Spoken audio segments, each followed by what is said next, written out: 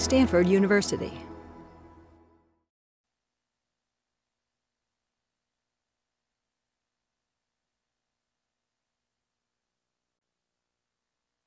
Here just for the eWeek festivities. Who came in town just for eWeek? Raise your hands. All right, we drew a couple. So today is the official launch of eWeek. You can find all the details of our 27 different events generously hosted by the Stanford Entrepreneurship Network at eweek.stanford.edu.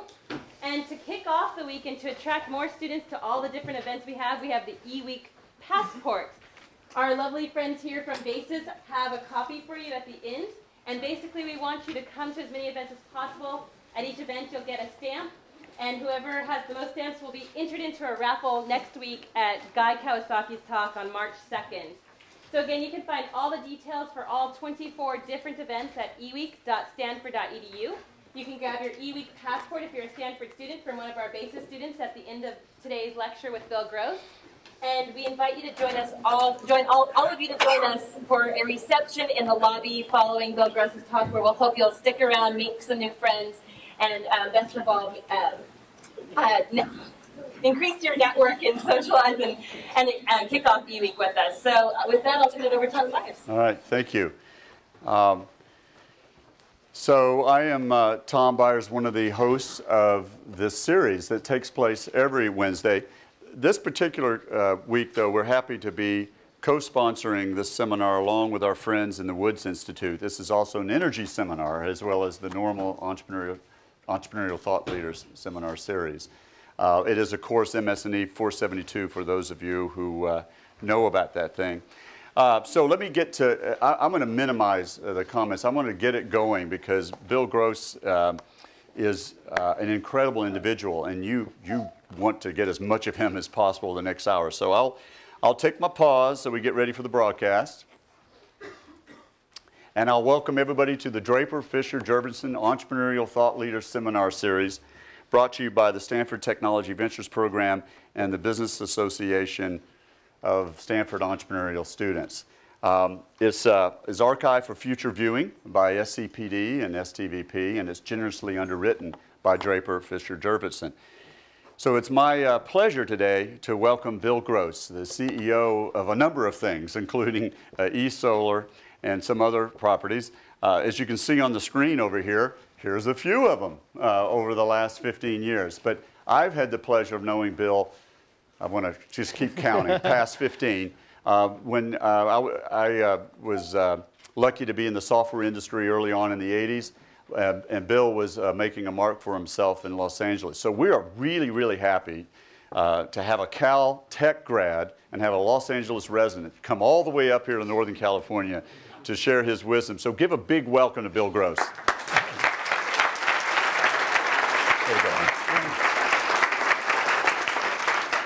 Well, thank you very much for inviting me here. It's an honor to be here.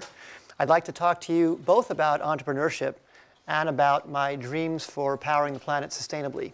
I've been starting businesses all my life, ever since I was 12 years old. I'd like to share some of the painful lessons I've learned over those years with you. And at the same time, hopefully inspire more of you to take an entrepreneurial path because of how ridiculously rewarding that can be.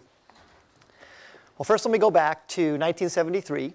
It was the energy crisis. I was 15 years old. I grew up in San Fernando Valley. And while this energy crisis was going on, I was taking physics and trigonometry in high school. So I was learning about heat engines and parabolas. And I got very excited about conic sections. And fortunately, my high school had a metal shop.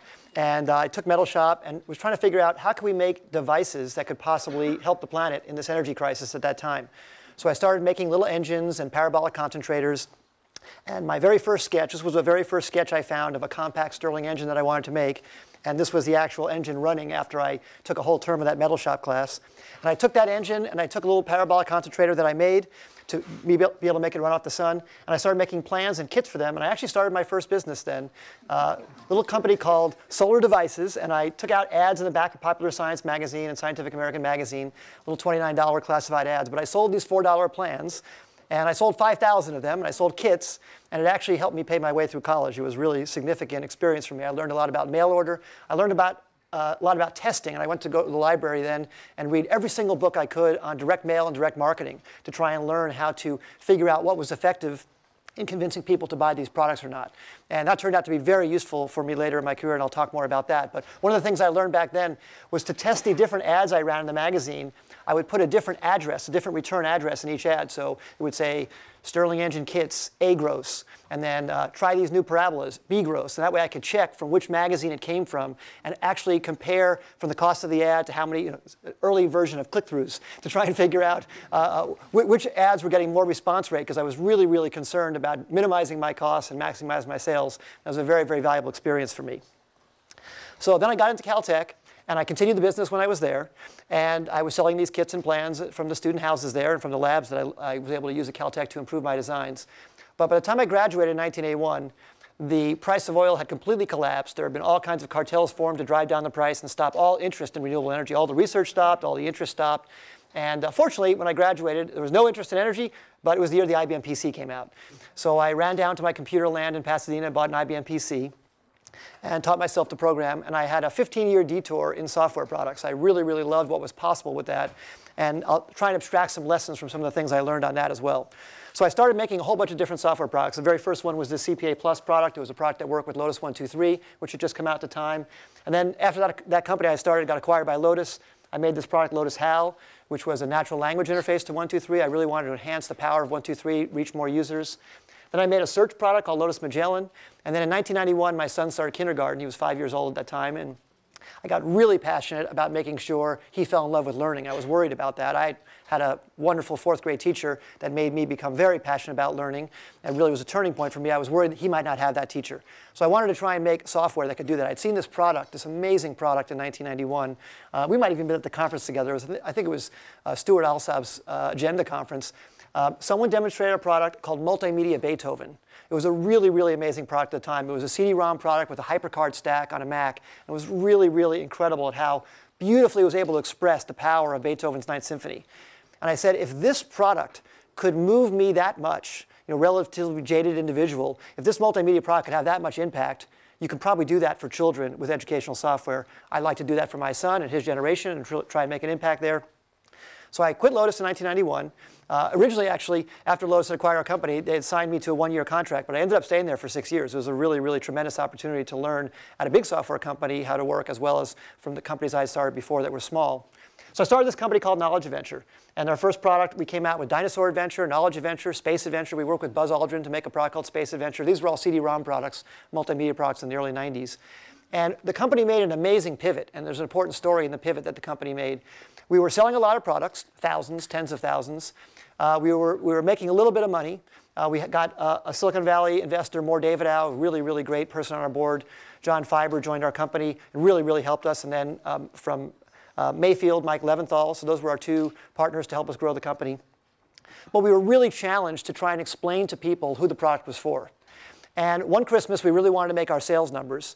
And my brother, who was in the company with me as well, said we should do this thing where we go into stores and really try and move the products ourselves. We had 65 people in the company at the time.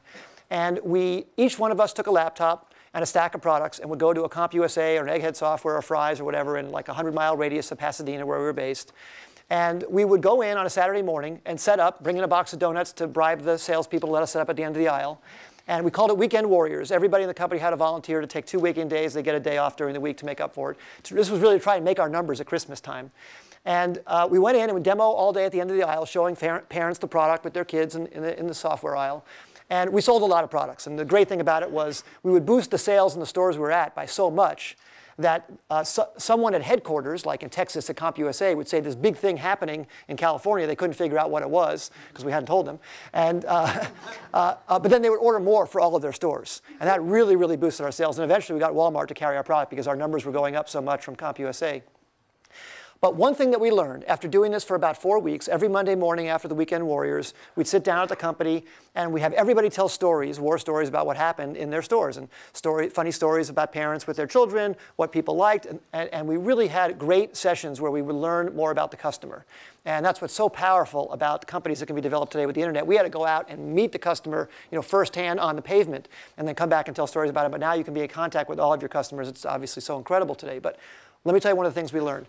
We found one of the people who went out to one of the stores saw that in the aisle, parents were confused about which product to buy. for their particular child. They would look at their child, they'd pick up boxes, we'd see them turn the boxes over, they'd read the back, they'd try and figure out.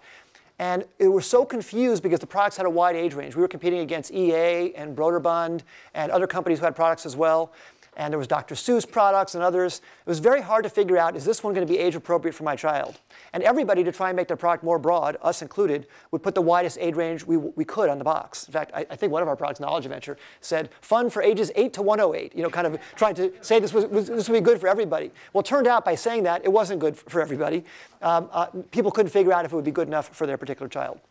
Well, what the idea we came up with was, what about if we make a product that was just for 1 year age range? What if we made something called Jumpstart Kindergarten that was just for kindergarten? So just parents who had preschoolers or people in kindergarten or just before kindergarten would know this would give their kids a head start in kindergarten. And we had a big argument at the company about this. We had an argument with the sales team because they thought, I can't convince a store to take a product that's for only 1 year age range. It's not going to move enough. I can't convince distributors to take it. But we talked about it more, and we really felt this was going to be a worthwhile experiment. We should make Jumpstart Preschool and Jumpstart Kindergarten, put them in the stores, we'll take the risk. It'll cost us 250 grand each to make them, and let's just find out. And it was a pretty big risk, but we did it. The thing sold probably 20 to 50x our other products. Just because parents would come in, pick up the box, there was an aspirational aspect to it where people would say, hey, I have a 3-year-old, I want him to do really well in kindergarten, I want her to do really well in preschool, and they would buy up even. When we eventually came out with Jumpstart First Grade, parents with preschoolers were buying that because they wanted their kids to have we eventually made all the way from toddler to 6th grade. We had Jumpstart Toddler, Preschool, Kindergarten, and then 1 through 6. And we sold 20 million copies of that. It was a wild, wild success for it. And we would have never, ever discovered it had we not been in the stores, seeing the confusion of parents in the aisle. And it was an enormous risk for our company. Maybe not that big of a risk because the expense wasn't that great. But it was a big, we would have probably gotten a pretty big ding had the product not worked out. But if we hadn't heard from the parents so directly what they were looking for and what they were needing to make a decision, we would have never come up with that. Well, I've tried to reuse that lesson as much as I can in other companies going forward, and it's what got me so excited about the internet a number of years later, about how you could have the real-time interaction from a web browser, and now with apps, you can have unbelievable real-time interaction with customers to find out what they like, to iterate, and really deliver what they want. So I had this big detour in software, and I had been starting all these companies. We sold this company in 1996. But every time we had a company, and Knowledge Venture was one example of it, I always had these other ideas for things I wanted to do. Even at Knowledge Venture, right around this time, 1995, Netscape had its IPO. There were 30 million browsers out there. I was getting really excited about doing things for online. I had this idea for a company called CitySearch. I really wanted to do it. I brought it to my board at Knowledge Venture, and I said, I have this other idea. We could do it in this company. And I said, it's going to be a distraction to try and do this other idea. It's just not on focus with Knowledge Venture. Bill, don't you see how the more and more we focus the company, the better and better we've done? The fewer and fewer things we've done, the better the company has done. And I really sort of painfully learned the lesson that focus is always better, unless you pick the wrong focus. Now, you have to really think about that. You really have to evaluate. A focus really is always better as long as you pick the right focus. But you really have to evaluate if you're really going down a path that is a focus that matches what customers want. But if you do, I think focus always wins. But I was very unfocused personally. So I couldn't resolve that problem. And that's what led me to start Idealab. So Idealab was this technology incubator where I could be unfocused, but I could tell all the companies to be very focused. And what I would do is get a separate CEO for each company, and I would have them do as I say, not as I do. I would be able to participate in many, many different ideas and brainstorm new ideas, but each company would have a laser-like focus on their one target market and not try to do too many things. And it was kind of a weird experiment. I didn't know if it would work. But we tried it out, and I got a few investors to go alongside some money I put up myself from having sold Knowledge Venture. And we started developing a process.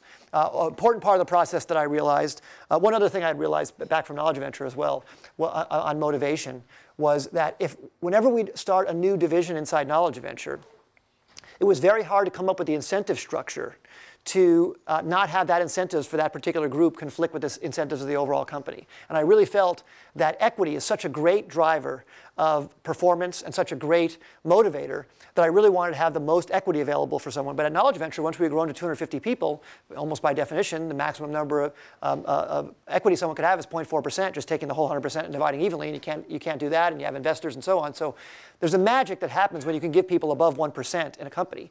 People really feel like they have a significant stake when they have that. So one of the other ideas of Idealab was by starting these separate independent companies, it was sort of like manufacturing a new 100% equity pool for each project. each new project that would form as a company, I have a new 100% to play with, so I can start bringing in people with higher equity stakes, albeit of smaller companies, but of things they have more control and impact over, and that was very motivating to them.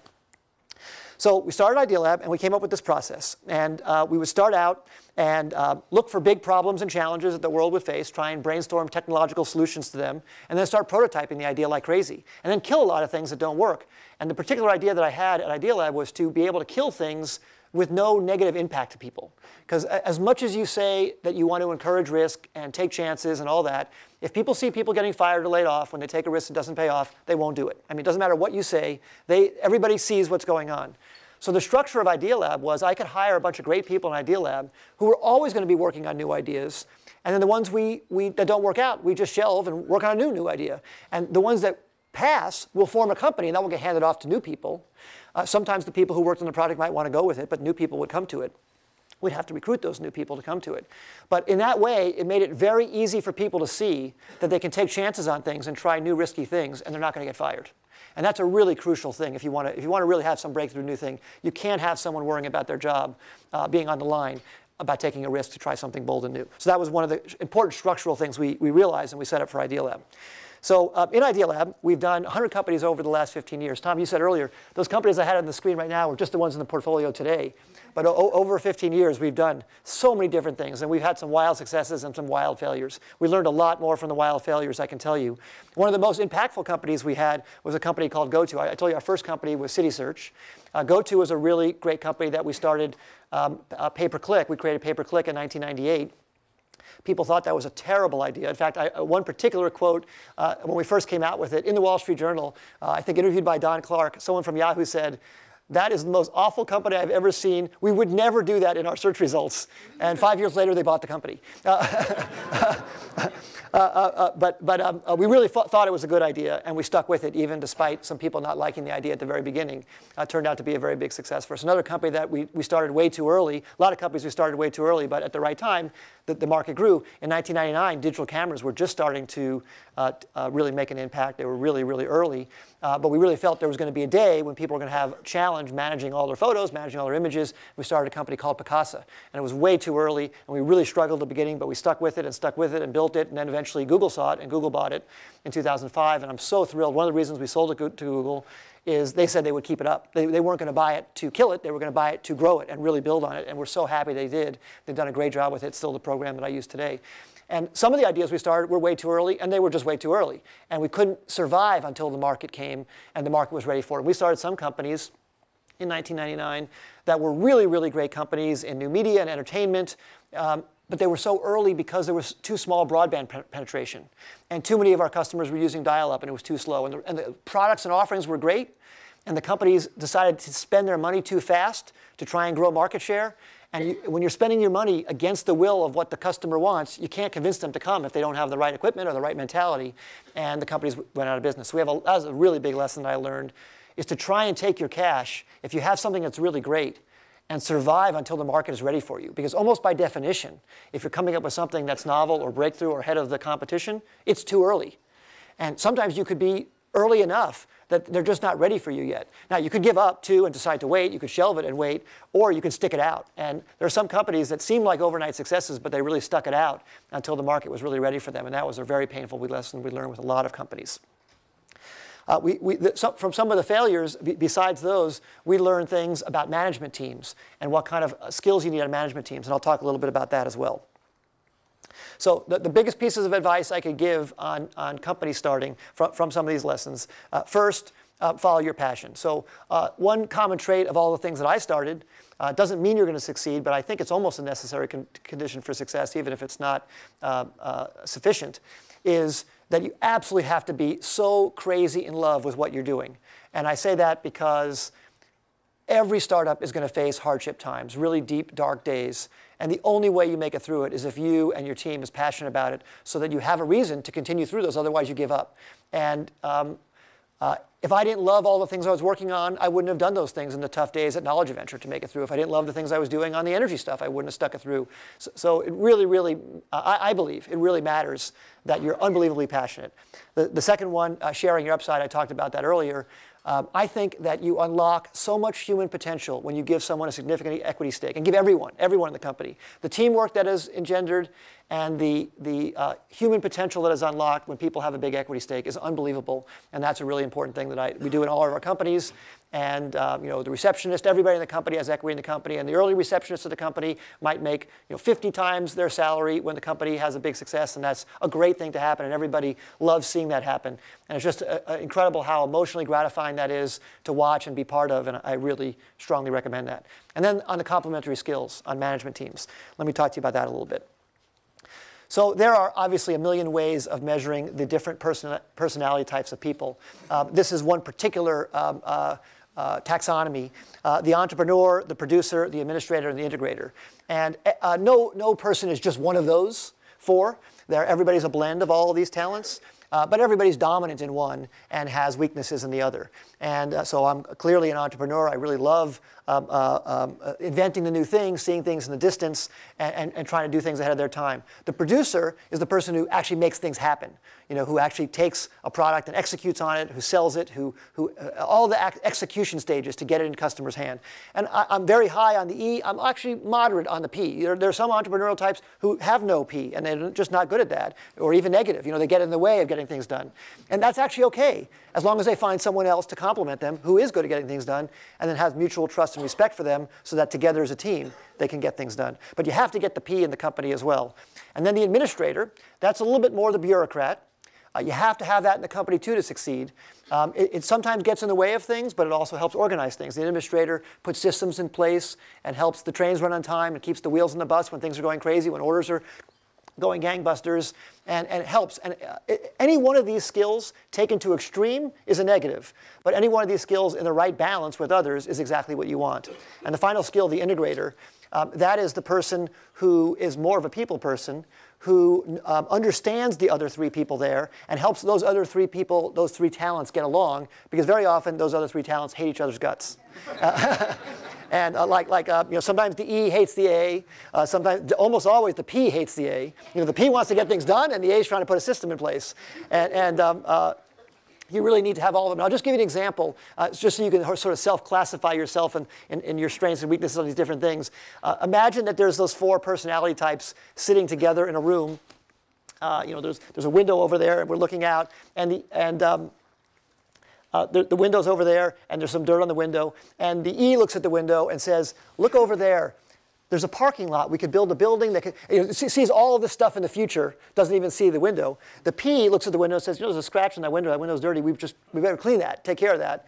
The A looks at the window and says, we could make a form, and people could fill out when they see something wrong, and then they'll turn that in, and that will go in a queue, and then we'll get that taken care of. And the I looks at that and says, I wonder what those three people are thinking.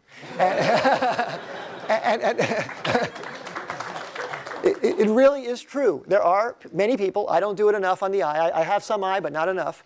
I try and always hire an I at the company, where the I is actually more worried about what other people are thinking and feeling than the actual product or execution or customer. But that's hugely important.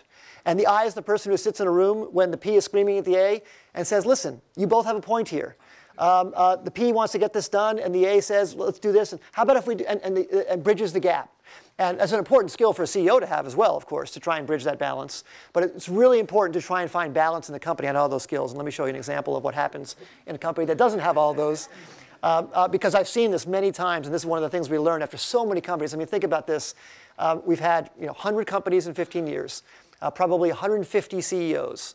Probably, say, 3 rounds of financing each, so 300 rounds of financing, and all the problems and challenges and products and delays and all the things. And the companies that made it had all these skills and balance, and the companies that didn't. And let me give you the very specific example. So a company always starts with the E. You know, an I can't start a company, an A can't start a company. The company starts with the vision of the E person, you know, the entrepreneurial person. And the company starts out with that E, and it's sort of making forward progress. It's going up, you know, sort of, you know, up and to the right because there's a vision there. But then very quickly, if the E just has vision and can't execute anything, the thing just fizzles out and turns into nothing. And it has to bring this P skill into the company at some point. You know, it could be in a week, it could be in a month, it could be in a year, but at some appropriate point before the idea fizzles out, some P skill has to happen in the company. Now, it could be a solo entrepreneur who is an E who also knows how to program or knows how to build or knows how to do whatever. So that can be in the same person, but that skill's got to be there. And it's usually better if it's in another person who really gets along with the E. It really is great when there's a team who gets along. But then eventually, even if the company starts producing things and starts selling things and starts going, it eventually too will fail if it doesn't get some system in place to be able to handle the order, get the money in the bank, pay the bills, pay the employees. Those are all A-like functions, but there's many other A-like functions that have to happen to make the company get past that stage. But even then, a company will eventually fail because everybody will be at war with one another unless there's enough I skill in the company to keep the company going up. And one of the things that I wish I had learned when I was in college and life anywhere was what this I skill even was and how to learn more about it myself. And I never had a class on how to do the conflict resolution between people when they are having problems, or even to see good ways of giving people feedback. That's a very, very valuable skill to make a successful company. And if you look at some of the really, really incredible companies, they almost always had great teams of people, you know, sometimes a duo, sometimes more, at the top, who really, really had opposite skills, but really, really got along and has such mutual trust and respect for one another that you really got the best out of both of them. You never had any war between them. And that really is amazing when that happens. And if I were to have any single thing that I would recommend for success in a company, it would be this, after, of course, having a decent idea. But I even think this is more important than having a decent idea, because this team working together can take a not-so-decent idea and turn into a decent idea because they'll have a method to get from not decent to incredible. Whereas a great idea will usually fizzle if it doesn't have all this together. So that's one thing that I learned very painfully. I wish I had learned it earlier in my career. I could have made some things that weren't successful. But I really urge it. A lot of this learning came to me from a consultant named Ichak Adizes, who first thought about this in the life cycles of companies and the different stages that companies go through. You can plot this either in time or at stage of revenues or things like that. But there's a great degree of flexibility. I'm just saying, and repeating it a lot of times because I think it's so important, get complementary skills in your startup. It's very, very valuable. So now, fast forward. After doing this for a while, year 2000 comes around, starting many software and internet companies, and I realized that we're really going to have a big resource problem this century if we don't find a way to make our energy renewably. And this was pretty early. This was before a lot of the clean tech interest had started, but I started reading a lot about peak oil and things that were going on in the world and realized this was going to be a big problem. And it really brought me back to my passion that I had in high school. But now, this much later, I had a lot more resources available to me. I had Idealab available. I had a team of people. Now I learned how to make companies. I was doing solar devices, that little tiny thing, solo back then. Now I learned some of these lessons about putting teams together. So I got excited about going back and trying to tackle something in this energy challenge. My skill was in software and engineering. Mechanical engineering actually was my degree. But I had never built a real large solar energy or energy company before. But we built a shop at Idealab. Actually, ironically, Idealab was in Pasadena, and next door there was a Korean restaurant. We were able to buy the Korean restaurant and turn the kitchen into a machine shop because it was already plumbed and everything and had all the concrete and ventilation. And that machine shop was where we began working on the solar energy research. And let me tell you why I thought it was such a big problem that the world was facing in energy, and why it's been great, the movement that's been made, but how much has to happen in this next decade. So many of you have seen this before. This is symbolic of man's intense energy usage. Let me tell you some specific numbers. So the whole planet uses 15 terawatts. In continuous use, 24 hours a day, 15 terawatts are being used to provide the energy to all of humanity. If you divide that 15 terawatts by about 7 billion people, you get about 2,200 watts per person. So every single person alive on the planet is using 2,200 watts all day long, 24 hours a day, to power our lifestyles. Now, those of us in this room are using a lot more than 2,200 watts. Many people in deep parts of India are using 50 watts. So those of us in this room are probably using more like 10 to 20,000, and if we fly a bunch, probably more like 30,000. And if we use a lot of air conditioning and drive a lot, maybe more like 50,000. So 50,000 watts all day long, just making our lives comfortable. And we're mostly burning stuff to do that. And just to get a sense of the energy, a typical family has 24 horses running for them at full out all day long producing energy if you just convert it to horsepower. Just to give you a sense of, we don't really think about the energy because it's burned somewhere else to make our electricity. The fumes go somewhere else. The electrons come over copper, so we don't see any of it. The big pipelines that bring stuff over, it's mostly hidden from us. We go to the gas station, all the tanks run to ground. We fill our tanks and drive around. So we don't see it. If we were actually taking care of and feeding 24 horses constantly, we would sort of be more aware of the energy usage. But we don't. It's really, we've done a good job of making it invisible to us. Another interesting statistic on what's happened just in the last few years.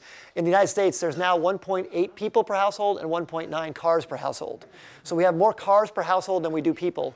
And that just shows our love of, we love taking our bodies, wrapping them in 2 tons of steel, and moving it somewhere else.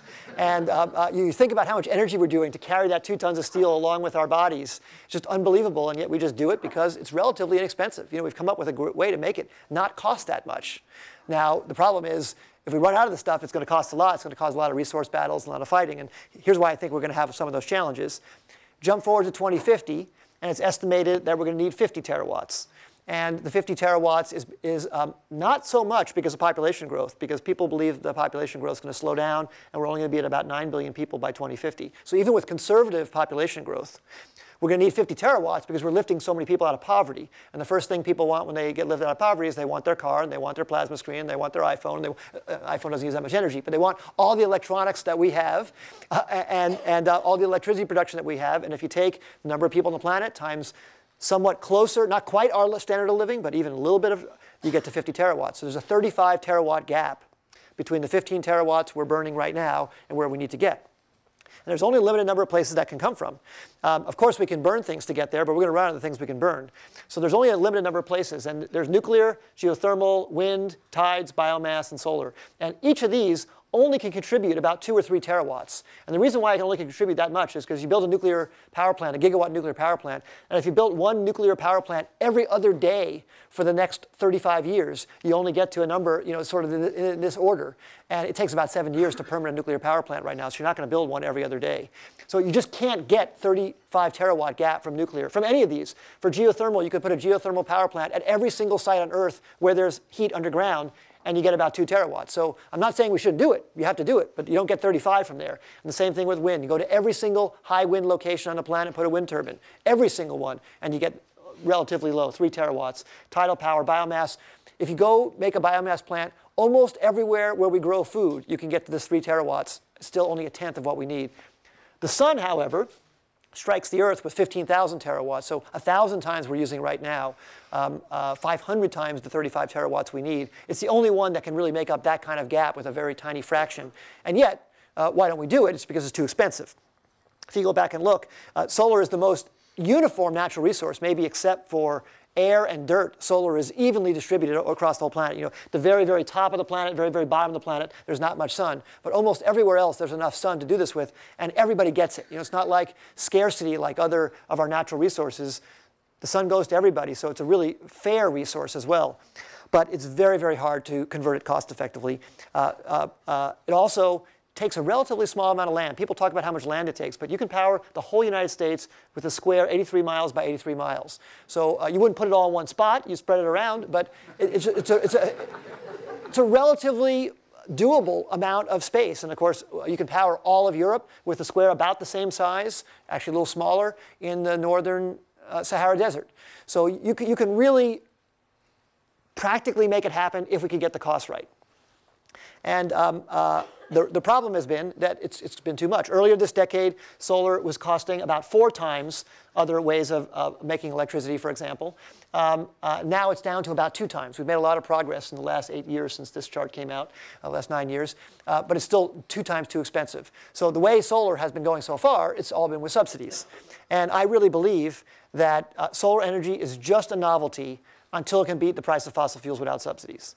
So there's a lot of interest around the world, but the governments don't have the money, and the amount of money is too great to be able to subsidize the gap between the cost of fossil fuels and solar. But once you cross the price of fossil fuels with solar, then it will take off wildly, because then it will be an enormous profit opportunity. I mean, even if you beat the price of fossil fuel generated electricity by 1/100th of a cent, that would be unbelievable. You don't have to beat it by a lot because it's a commodity. You beat a commodity by a little bit, and then just people flock to that because they can make a profit there. So there's an unbelievable opportunity if you can just get that last factor of 2 out. And people are working on it. It's a lot of different ways we're going to get there. I'll talk to you about some of them, and then talk to you about one that I'm working on. So the breakthrough to get that last factor of 2, it could be some kind of chemical breakthrough. There could be some kind of solar paint or some kind of solar plant. It could be biological breakthrough, some kind of organism. It could be a physics engineering breakthrough. It could be all of these, and I think it's going to be all of these. I think the opportunity is so big that we have to invest heavily in all these areas, and I know a lot of that investment is going on here. I'm going to talk to you about one particular new weapon that I think we have in the solar arsenal to try and get there. This new weapon in the solar arsenal, I feel, is Moore's Law.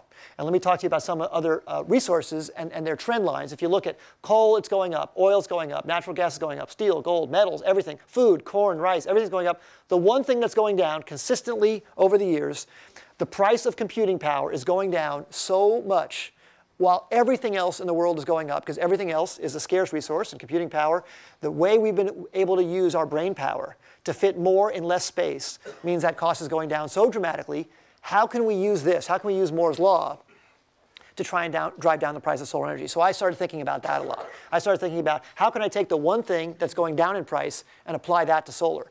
You can't apply Moore's Law to PV panels, to photovoltaic cells, because PV panels don't have microprocessors on them or in them.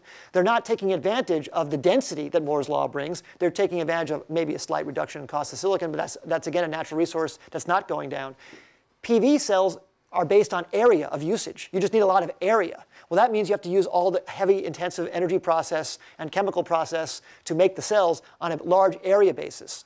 Well, we need to come up with some way to apply Moore's Law that doesn't need the area, some way we can use a small microprocessor to leverage against something that's big. So that's what I started working on. I took a look at a taxonomy of all the different types of solar things. And over here on the left, you have photovoltaic techniques, silicon panels, thin film panels, concentrated PV panels. And over on the right, solar thermal. And you have dishes and troughs, parabolic troughs, and linear Fresnel concentrators and power tower. And I looked at all of these things, and way over here, this is the highest efficiency. The solar power tower, the solar thermal power tower is the highest efficiency solar conversion in the high 30% you can get. So I figured if there's any place to try and apply Moore's Law, it'd be way over here on the right. And that's what I wanted to try and do. How do you apply Moore's Law to this high efficiency solar conversion system? So this is what the company we created to do that is called eSolar. This is a picture of an eSolar plant in Southern California. And I'll talk to you how we applied Moore's Law to this. So the typical solar power plant that does solar thermal concentration takes a large mirror, a big parabolic mirror that is about the size of a tennis court, and tries to track it in 2 axes to concentrate sunlight to a single tower. But that requires huge construction in the field. We thought, what if you take that mirror and break it up into lots of little tiny mirrors? Now, all of those would have to be controlled separately because they all have to move differently over the day to redirect their light to a single point. They're not all moving together. They're moving differently. But that's exactly what a microprocessor would be good at. What if we put a microprocessor in every single mirror? So compared to doing this big assembly and cranes and assembly in the field, because this is larger than can be shipped, this is larger than a shipping container, each of these things could be smaller than a shipping container. We could deliver it, and this is what we came up with. A system that comes out, these things get pulled out of a shipping container. They get unfolded like an accordion onto the field and get bolted down to a bunch of ballasts that are sitting on the ground and just uses a regular wrench to tighten it down, so just regular hand tools. So we get rid of all the heavy equipment. Then you walk down the aisles and put the mirrors on, and they're all crooked and in different angles and everything like that, but we're going to use software to try and straighten that all out. And this is what it looks like at the ground level. You can see these racks that have all the wiring in it in advance, double axis actuators, and some plain old about 1 square meter flat mirrors. So we don't have to curve the mirrors anymore. We don't have to make a parabola in metal and in glass. We're now going to make a parabola in software. So we're going to concentrate the sunlight dynamically with software. And the way we do that is this. We, again, taking advantage of Moore's Law 2, today you can buy high-resolution sensors you can put on some towers in the corner. And those sensors can look at all the mirrors and really detect every single mirror with image recognition, pick out each mirror. With a GPS time clock, figure out the time of day and where the sun is, and look at the reflected beam coming out of each mirror, and in real time compute the angle of every mirror. And we can do it at way, way higher precision than you ever could by surveying where the mirror is the way it's been done in the past. Now, it requires a $2 microprocessor in every mirror, but a $2 microprocessor is now negligible and an off-the-shelf product that, even 10 years ago, it would have cost $5,000 per mirror, and you couldn't have done it. But today, it costs $2. So it's just unbelievable what has happened that Moore's Law allows this to take place. We can point the mirrors much more precisely, which means higher temperatures and higher efficiency, less spillage of light at the receiver. And we can just get much, much more cost effectiveness because we can have lighter structures, less steel, and less labor, all made up for by microprocessors. So what it looks like as an example, when you first put down this row of mirrors, it's maybe hard to see back there, but on the left, because the ground is a little bit unflat, because the metal has thermal expansion and is a little bit crooked, because the mirrors have end stops that aren't exactly aligned, the best you can do with lining this up, the mirrors are accurate plus or minus about 3 degrees. But then after you run the software and command the mirrors to go flat, you can see here this row is accurate to a 20th of a degree. About the most accurate anybody had ever achieved with this method was a ½ a degree, and now we're at a 20th of a degree, so we're 10 times more accurate just with a $2 microprocessor in every single mirror. So it really, really has caused a big difference in cost, a big difference in performance. And this is what the whole plant looks like. So here's rows of mirrors. You can see the parabola is made, and all the mirrors are all slightly curved. All the light from the sun is reflected up to the tower. Up at the tower, it's immensely hot. And then we make steam and then run a steam turbine at high efficiency and take the electricity and go into the grid. So this was this is a 5 megawatt plant, this one in Palmdale, California. And we now have an order for 1,000 megawatts in India and 2,000 megawatts in China. The one in India is already under construction. China will begin next year. And you can imagine how proud I am of this. When I started with my little tiny stuff back in high school, to be able to walk in a field like this, it's an eerie feeling actually because it's very quiet. You don't really hear much because there's little tiny motor actuators moving the mirrors. The steam, of course, you don't hear any of that in the tower. There's an immense amount of thermal energy up on the top of the tower, and it's very, very bright. But it's a really, really amazing sight to see, to be able to take Moore's Law, apply it to an old idea, but really drive down the cost and hopefully get us there. We're within striking distance of the price of fossil fuels right now, and with some additional storage techniques and additional production, we should be able to get to the price of fossil fuels in just 3 to 5 years. Now, this is just one way of doing it. There's many, many ways. We encourage all of them, but I was just really excited to share with you this one particular angle of how you can take entrepreneurship, Moore's Law and technology, apply it to a relatively static field in solar energy, and try and make a new way to try and arbitrage those technologies to try and make a breakthrough. In quick summary, I really do feel we have to get to majority renewable energy this century. The only question is whether it's going to be painful or respectful to get there. Because we're going to get there by force one way or another. It's just going to be how problematic. If we are apply foresight and start working on it all out this decade, we can make it be with less pain. And it's not just about climate change. It's about resource wars. I mean, even if you're not worried at all about climate change, we need to get there anyway, because we're going to have big fights over the stuff we burn if we don't get there, because everybody's going to want to live like us. And when you have everybody on the planet wanting to live like us, there's just not going to be enough to go around. It's very, very hard to compete with fossil fuels with no subsidies, but it's possible. And I really feel that should be the goal, and it should be the goal this decade. And I personally believe, as I've told you here, innovation, engineering, and science, that's the way to solve this problem. And not only, I think not laws. I don't think laws forcing people to do it are the way to get there. I think innovating is the way to get there. And I actually personally believe that entrepreneurship is the best way to mobilize great minds to do this problem, but actually I think to mobilize to solve almost any problem. So I really encourage that. Thank you very much. You've been a great audience.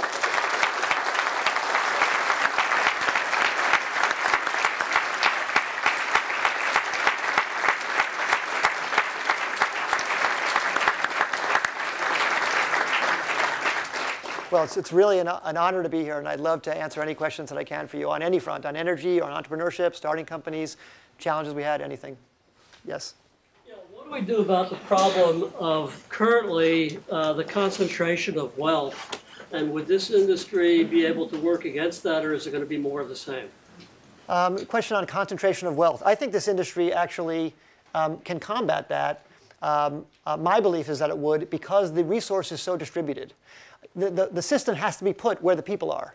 So unlike other wealth, which is concentrated in a country, and then someone hoards it and then throttles it out to people by selling it around the world, rare earth metals or oil or anything, this has to be placed where the resource is, where the people are. So I hope that this would lead to a more even distribution. I'm not sure that it will, but I hope that it does.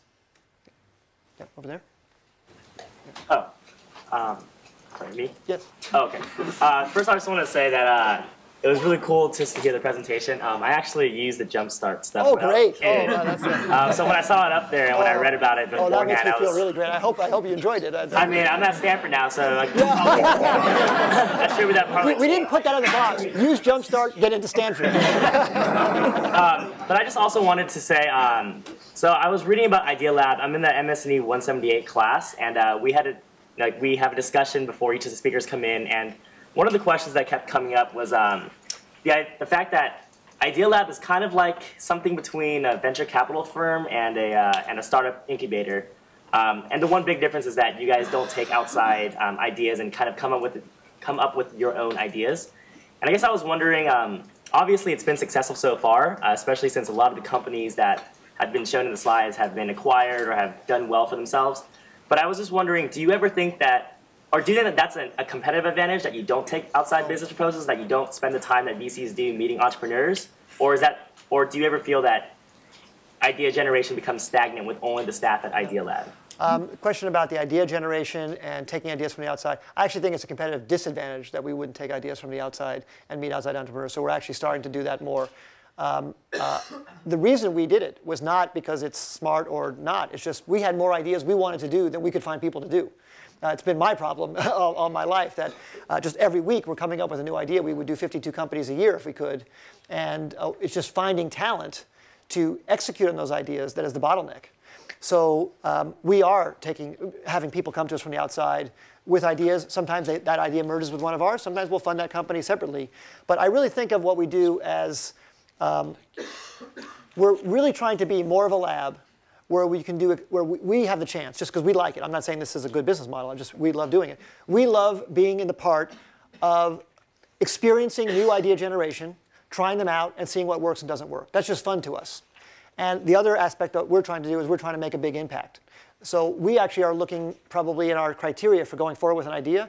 Will this idea be something that someone else would never have done? Because then we can make more impact on the world. We'd rather do something. Sometimes we come up with an idea. It's a great idea, could test out as a business model, but it's sort of close to what other people are doing. So even if we can make an okay business, it's just not interesting enough for us. Again, that's just our choice.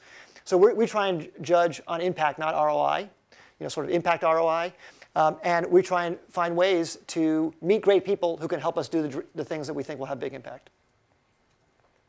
Could you talk a little more on idea generation in the idea sense? I mean, do these just come to you, or do you have a methodology that you follow? And could you talk about that? Well, a lot of them are things that I personally want. I mean, I really have to say, like even pay-per-click was something that I personally wanted because we had other companies that were trying to find ways to market more effectively online, and I needed that as a way. So many of the things that we do are things that we find a need for, that we see there's a big need, at least for us, because we feel it's very hard to predict what someone else might want. But to talk a little bit more about the idea generation part, well, we have regular brainstorming sessions. We have 50 people in Idealab. There's about 15 people, the core, who really are involved in the brainstorming. We have these sessions. A lot of ideas we come up with we can't carry out, but we patent things. Still, maybe they'll get useful later. We bring in outside people to brainstorm with us. I've had a brainstorming session with Nathan Mervold and Intellectual Ventures to try and brainstorm new ideas. But what I mostly do is I just read everything. So I'm just always reading everything and looking at what's going on and seeing what else people are doing and trying to find new ways to combine different things that I see happening with a new technology that I see to try and do, with this technology and this problem and this, there's something new there. And that's the way I try and come up with them. Back there? Can you talk more about the methodology you use to compare various ideas that you generate? To air? How do you compare? Compare. How do you objectively compare ideas? Yeah, no, that's a good question. A question about how do we objectively compare ideas?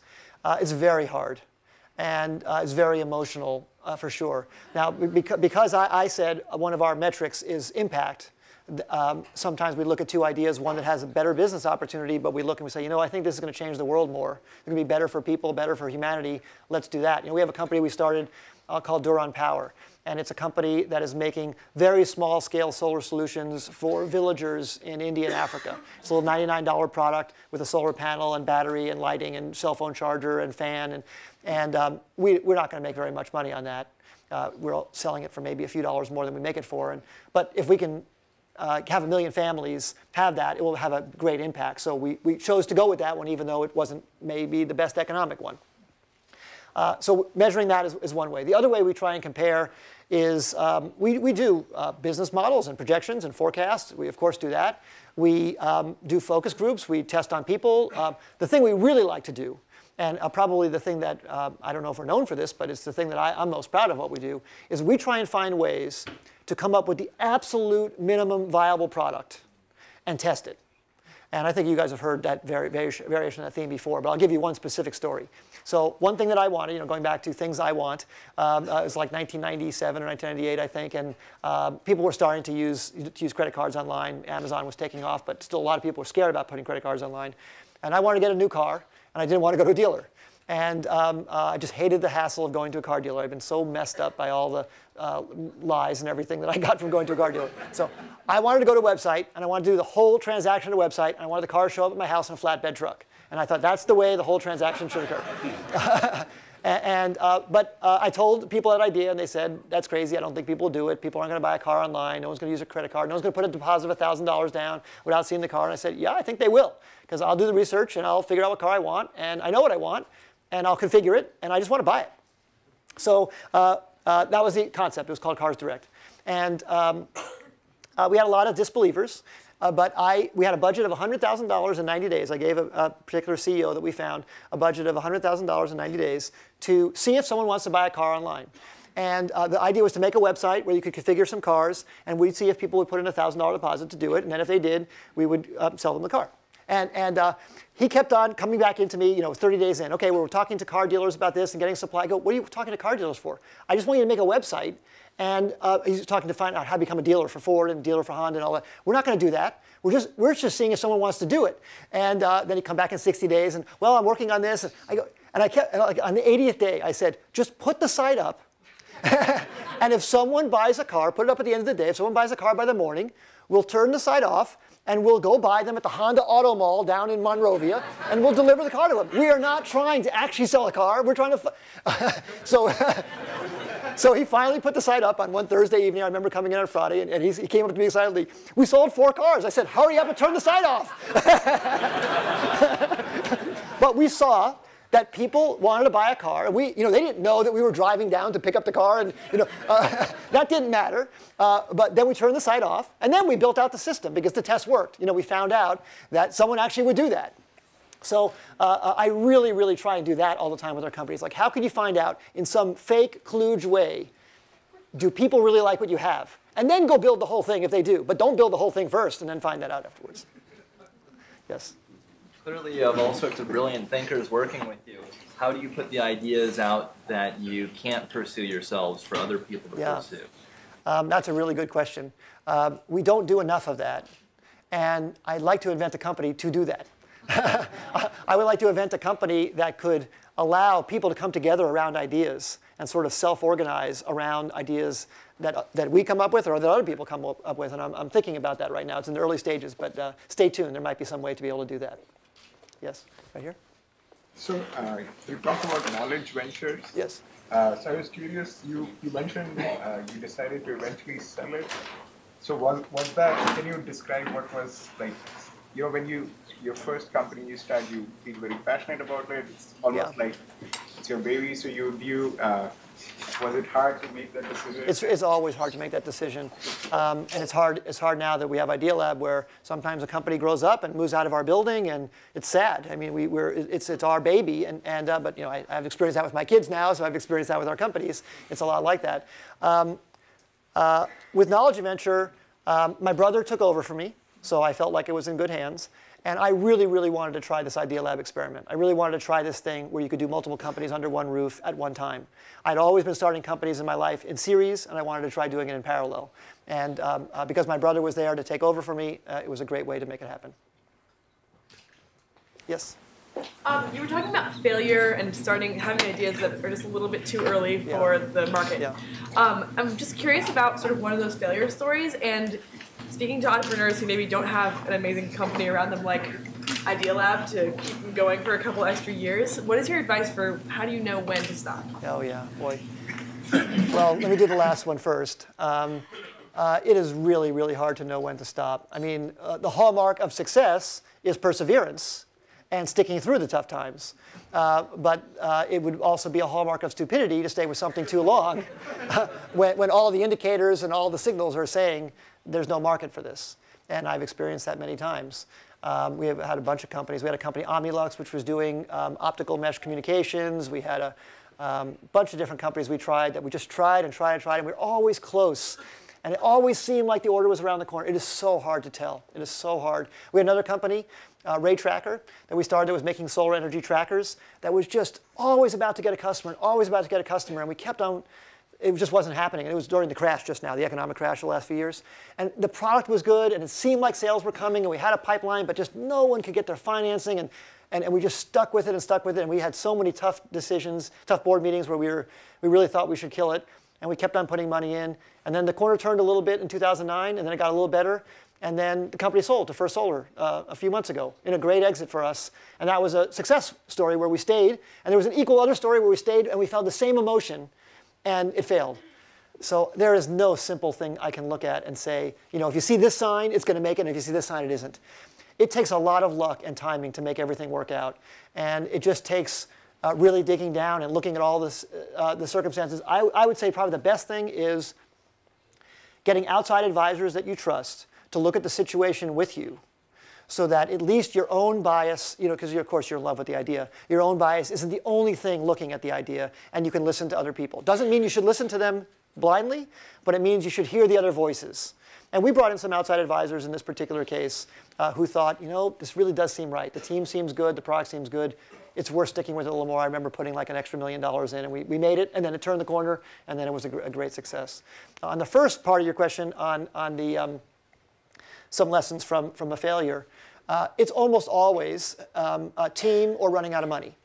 You know, team issues where the team doesn't get along or doesn't have all the skills, or team is spending too fast and doesn't conserve cash. The first one is probably the harder one because finding the great people that have all the skills is always hard. The second one should be easy, but sometimes people are so emotional about, people are often so worried, and this was one of the excesses of the dot-com crash, so worried about if I don't spend the money now, I'm going to lose the market share, I'm never going to be able to, you know, it's about to go away and it's going to get way more expensive. And that's always the excuse for spending faster. And it almost, I haven't seen too many cases where that works. It does work sometimes. I mean, there are cases where there truly is a race to a winner-take-all-like market. But usually, the better executor with the greater persistence wins. So I would say those would be the two biggest lessons from a failure. Yes? With tens of companies under your roof at one time, how do you scale your own talent to be able to touch each one in a real way? Yeah, well, that's really hard. But it's what I love to do. So I try and you know, give 25% each to 10 companies. You know, so I work a lot. I'm always in contact with all the CEOs. I meet with them periodically. What I found for me, the way it works is I try and only be involved in the very important strategic and product things and not involved with more of the minutiae of the company. I'm really not involved in the finances or HR or other things. I have other people in Idealab who take care of that. So I really try and focus on where I have the most value add and the stuff I love the most. And then I really try and be available more impromptu, like sort of just in time. So I try and stay aware of what's happening in a company and give a piece of wisdom or experience right when they're having that problem, as opposed to trying to, you know, what I'm doing here is I'm trying to give you examples. These might not apply to you at that particular moment, but if I can give you a really laser-like, focused, targeted thing when you're having that problem, it can be very helpful. So I try and do that for the companies as well. Having them in the building is pretty great, though, because then I can just walk around.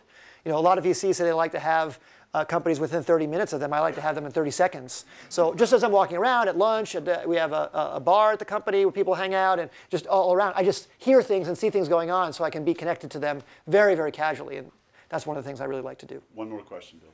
Yes, right here. So you observe companies going from birth to finished product, and you do that with a bunch of different companies all the time. Is there a particular stage of the development process for each company that that's really enjoyable for you or a particular stage that's unenjoyable? Yeah. Well, for me, being the E off the charts there, the very early stage, I love it. I love seeing an idea go from nothing to something. And then, you know, all the hard work after that is not as appealing to me because I get so much leverage in that first stage. So I love that part, but there are people who love each part. You have to get the people together who love each part, and that's where the complementary skills comes in. But I love, whenever there's a tough challenge, that's when I get excited. When I can be juggling in my head all the different ways you could solve a particular problem, that really gets my juices flowing, and that's when I love to be called into the room. Thank you very much. You've been a great audience.